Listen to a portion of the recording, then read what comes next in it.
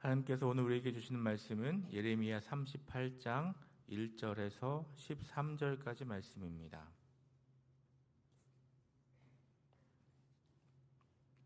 예레미야 38장 1절에서 13절 말씀을 한 절씩 교독하시겠습니다.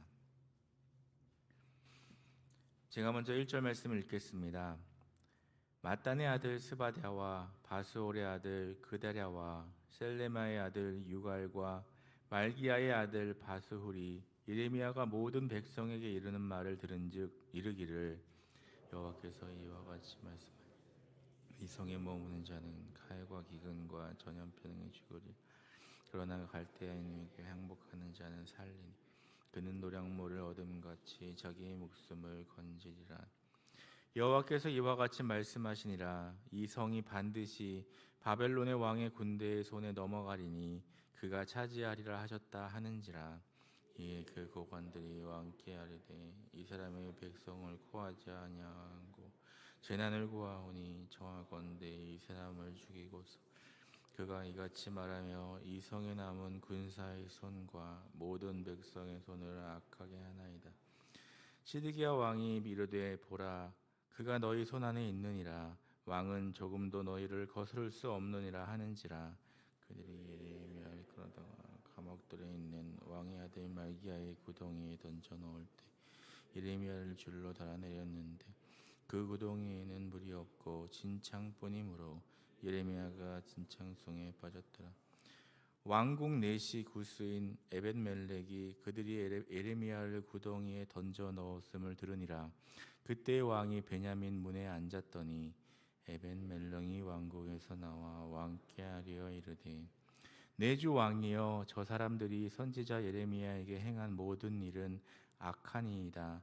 성중에 떡이 떨어졌거늘 그들이 그를 구덩이에 던져 넣었으니 그가 거기에서 굶어 죽으리이다 하니 왕이 구스 사람 에벳멜렉에게 명령하여 이르되 여기서 30명을 데리고 가서 선지자 예레미야가 죽기 전에 그를 구덩이에서 끌어내라. 에벳멜렉이 사람들을 데리고 왕궁 곳관 및 방에 들어가서 거기에서 헝겊과 낡은 옷을 가져다가 그것을 구덩이에 있는 예레미야에게 밧줄로 내리며 구스인 에벳멜렉이 예레미야에게 이르되 당신은 이 헝겊과 낡은 옷을 당신의 겨드랑이에 대고 줄을 그 아래에 대시오. 예레미야가 그대로 하니 함께 읽겠습니다. 그들이 줄로 예레미야를 구덩이에서 끌어낸지라. 예레미야가 시위대 뜰에 머무니라. 아멘. 오늘도 하나님의 은혜와 평강이 함께 하시기를 바랍니다.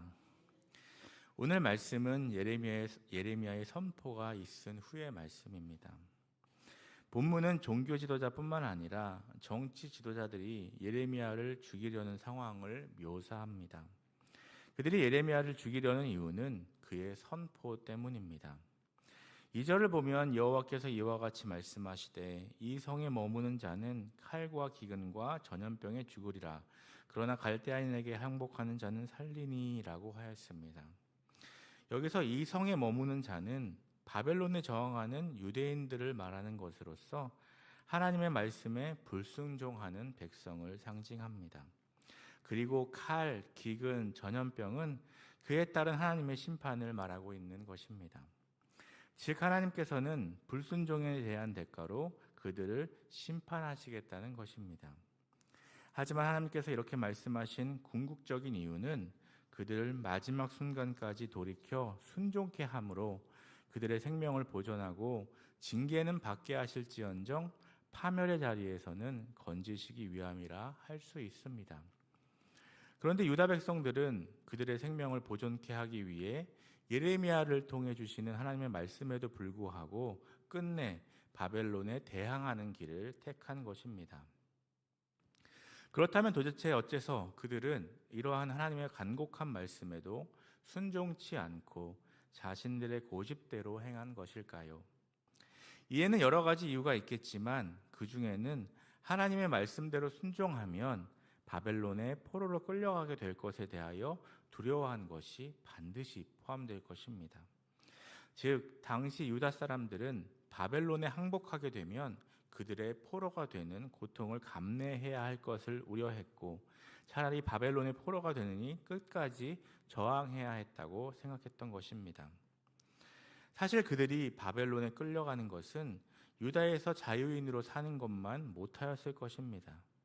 모든 것이 낯선 이방 땅에 포로로 끌려가는 것을 누군들 반기겠습니까? 유다인들만 아니라 다른 누구라도 이러한 고난의 자리에 스스로 자발적으로 맡긴다는 것은 기대하기 어려운 일입니다.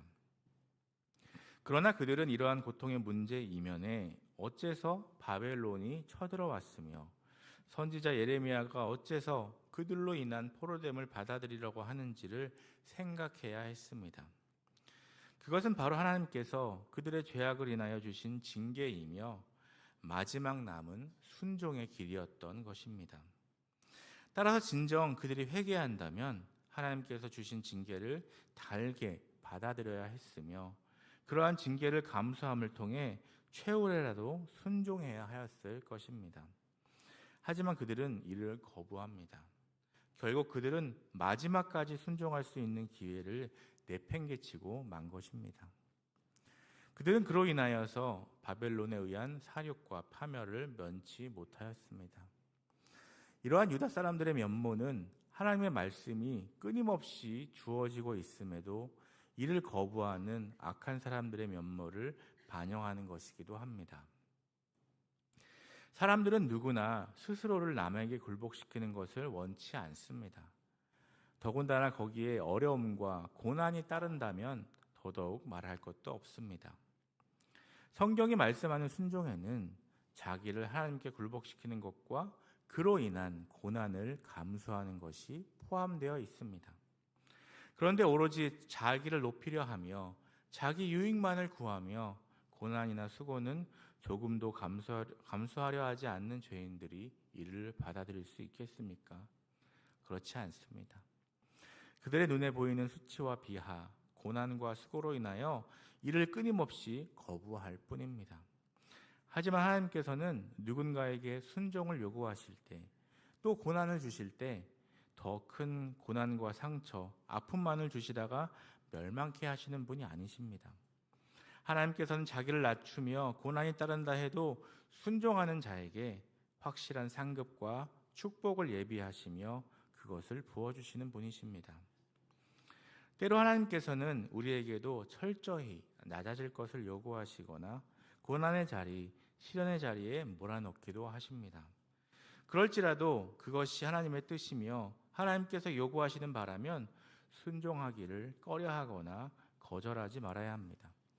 하나님께서 순종을 요구하실 때 눈에 보이는 어려움, 시련만 가지고 이를 부정적으로 판단하여 거절하는 어리석음을 범치 마시기 바랍니다.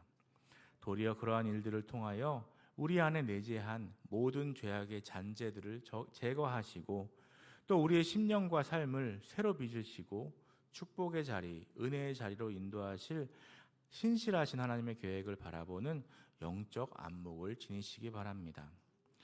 고난이 따르고 어려움이 따른다 해도 그것이 우리를 단련하여 정금같이 나오게 할 풀무이며 영광로임을 기억하시고, 동시에 그것이 우리를 하늘의 복과 은혜를 맛보게 하도록 비상하게 하는 도약됨을 잊지 말아야 하겠습니다. 5절을 보면 시드기야가 왕이란 신분을 갖고도 얼마나 무능하고 비굴하였는지를 볼 수 있습니다.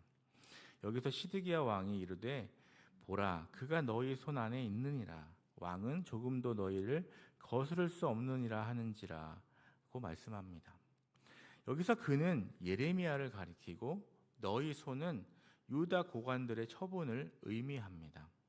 즉 그가 너희 손 안에 있다라는 말은 예레미야에 대하여 유다 고관들이 자기 마음대로 처분할 수 있음을 인정하는 것이라 할 수 있습니다.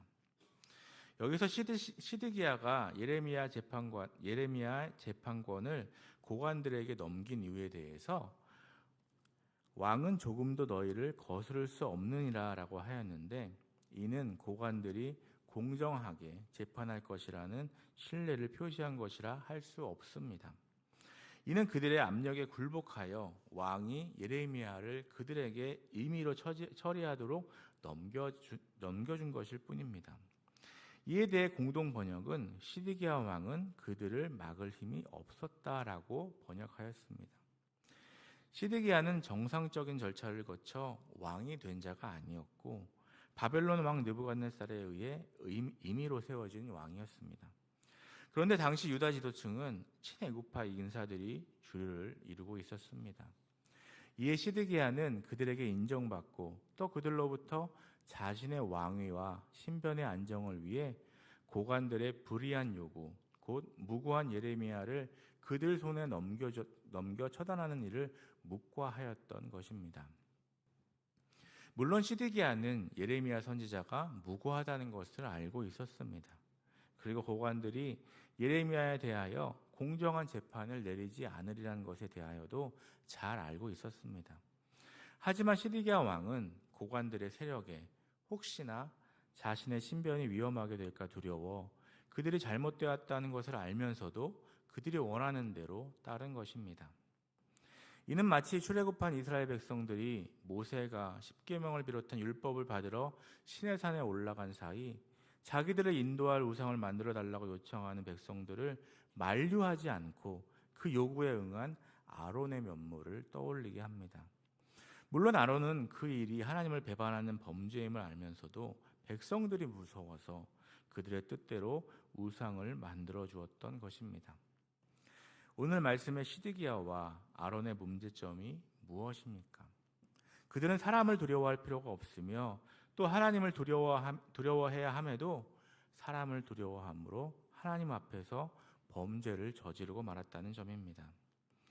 이처럼 그릇된 두려움에 사로잡혀 범죄에 이른 자들, 그릇된 길에 접어든 자들은 헤아릴 수조차 없이 많습니다. 이들은 모두 사람을 의식할 뿐 하나님을 두려워하지 않으므로 심각한 죄를 범하고 말았습니다.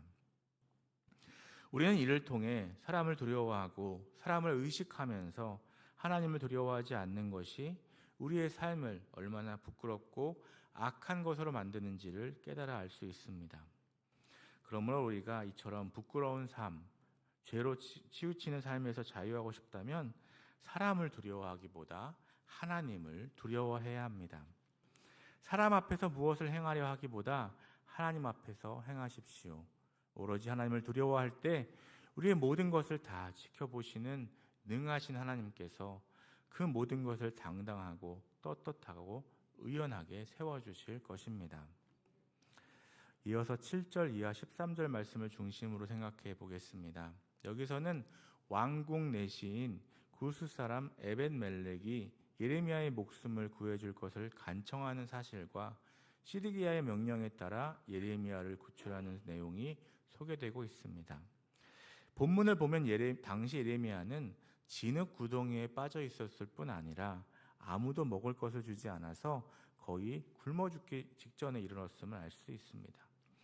이는 오랫동안 예레미야가 벌어져 있었다는 사실, 그에게 누구도 도움의 손길을 베풀지 않았다는 사실을 반증하는 것이라 할 수 있습니다. 예레미야가 이처럼 비참한 상황에 이른 것은 어쩌면 당연하다 할 수 있습니다. 그것은 앞서 지적한 것처럼 왕조차도 두려워하는 당시 유다 권력의 실세라 할 수 있는 고관들이 이를 주도하였기 때문이었습니다. 따라서 이를 거슬러 예레미야를 돕거나 그의 구명을 위해 나선다면 이는 스스로 심각한 위험을 자초할 수 있는 위험천만한 행동이 아니라 할 수 없습니다. 하지만 이런 상황 가운데서도 왕궁의 내시인 에벳멜렉은 시드기야 왕에게 직접 찾아가 예레미야가 구덩이에 갇히게 된 것은 부당하며 악한 일이라고 말했습니다. 그리고 더 나아가 예레미야가 지금 굶주림으로 굶어 죽기 직전에 놓여 있으니 어서 구덩이에서 구해 주어야 한다고 말하였습니다. 본문에 언급된 에벳멜렉의 예레미야를 향한 긍휼한 마음과 그 마음을 실제 실천으로 옮기는 용기 있는 행동은 예수 그리스도께서 말씀하셨던 공경에 처한 자를 그냥 지나치지 않고 그에게 나아가 자기의 모든 것을 다하여 도움을 베풀었던 선한 사마리아인의 비유를 연상케 합니다. 이 비유를 보면 한 사람이 강도를 만나 거의 죽게 된 상황에 처해 있었습니다. 그러나 그처럼 비참하고 고통스러운 상황, 위급한 상황에 처한 자를 누구도 도와주지 않았습니다. 이는 아마도 자신들도 그 주변에 매복해 있을지 모를 강도로 인하여 피해를 입을 수 있거나 또 그를 도와줌으로 감수해야 할 손해를 염두에 두었기 때문일 것입니다. 그러나 한 사마리아인은 누구도 돕기를 꺼려하는 그를 돕고자 나섰습니다. 이 사마리아인과 마찬가지로 오늘 말씀의 에벤멜렉도 가련한 상황에 처한 에레미야를 외면치 않는 열린 눈, 또 그를 위해 손해와 희생도 감수할 수 있는 열린 마음, 또 달려가 도울 수 있는 손과 발이 있었다고 할 수 있습니다. 이러한 에벤멜렉의 자세, 또 그리고 선한 사마리아인의 면모를 보여주신 분이 또 있습니다. 그가 누구일까요? 바로 예수 그리스도이십니다. 우리 모두는 죄로 인해 영적으로 죽어가는 치명적인 상태에 놓여 있었습니다. 모든 인류가 하나도 예외 없이 범죄로 인하여 사망의 권세에 치명적인 공격에 놓여 있었으며 그냥 놔두면 사망과 파멸의 자리에 치달을 수밖에 없었습니다. 그러나 그런 우리를 우리 주님께서는 외면치 아니하시고 긍휼히 보시며 우리에게 실제로 찾아와 주시고 당신의 거룩한 말씀으로 또 생명을 다하는 희생으로 곧 십자가에 자기를 내어주심으로 우리를 구원해 주신 것입니다. 그렇다면 이러한 사랑을 받은 우리, 이처럼 큰 희생으로 생명 건짐을 받은 우리가 어떻게 해야 하겠습니까? 우리들 역시도 주변에 고통받는 자들, 위기 중에 빠진 자들을 긍휼히 여기고 그들을 도와야 할 것입니다. 그들의 어려움을 외면하지 말며 눈을 열고 손을 펴며 발을 움직여 그들을 도와야 할 것입니다. 우리는 본서에서 예레미야가 하나님의 일을 얼마나 진실하게 또 성실하게 한결같이 감당했는가만 아니라 그가 얼마나 심각한 위기와 어려움에 직면하는지도 확인할 수 있었습니다. 그러나 그는 그가 신뢰하는 하나님의 보호하심 아래에 있었기에 결탄코 대적들에 의해 파멸에 이르지 않았습니다. 하나님께서 베푸시는 신실한 도움은 오늘 말씀의 예레미야나 과거 믿음의 사람들뿐만 아니라 오늘날 우리들에게도 동일하게 베풀어지고 있습니다. 그러므로 커다란 위기와 시련이 닥치며 홀로 벌어진 것 같은 상황에 처한다 할지라도 절망하거나 포기해서는 안 되겠습니다. 왜냐하면 하나님께서는 우리가 처한 상황을 아시고 친히 도울 자를 보내시며 도움의 손길을 베푸실 것이기 때문입니다. 아무 소망할 것도 없으며 어떤 것도 손쓸 수 없는 절망적이고 무기력한 상황에서도 하나님께서는 우리가 다시 일어나 서도록 손잡아 일으켜 주실 것임을 믿고 또 영광의 자리, 구원의 자리에 영원한 승리 자리에 서게 하실 것임을 믿으며 맡은 사명 잘 감당하는 저와 여러분 되시기를 간절히 소망합니다. 기도하시겠습니다. 사랑의 하나님, 오늘도 이 새벽에 깨워주시고 주의 전으로 불러주시고 말씀으로 새롭게 해주시니 감사합니다.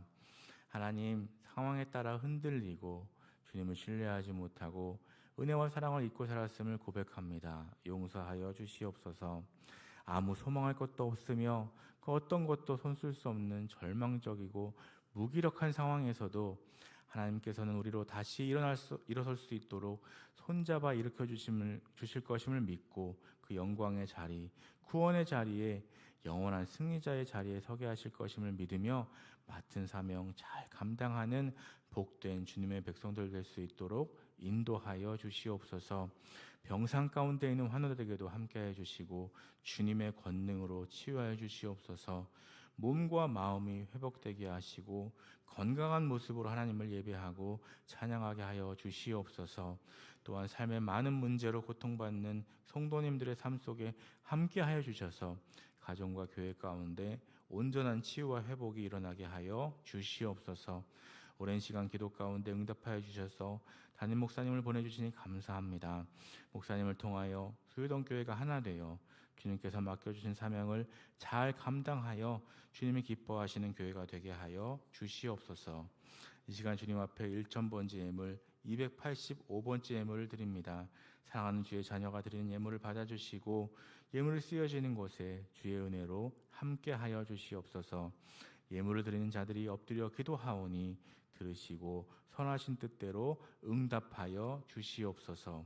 오늘도 가정과 일터를 지켜주시고 우리들이 살아가는 삶의 현장 속에서 주님만을 높이는 복된 삶이 되도록 인도하여 주시옵소서. 예수님의 이름으로 기도드립니다. 아멘.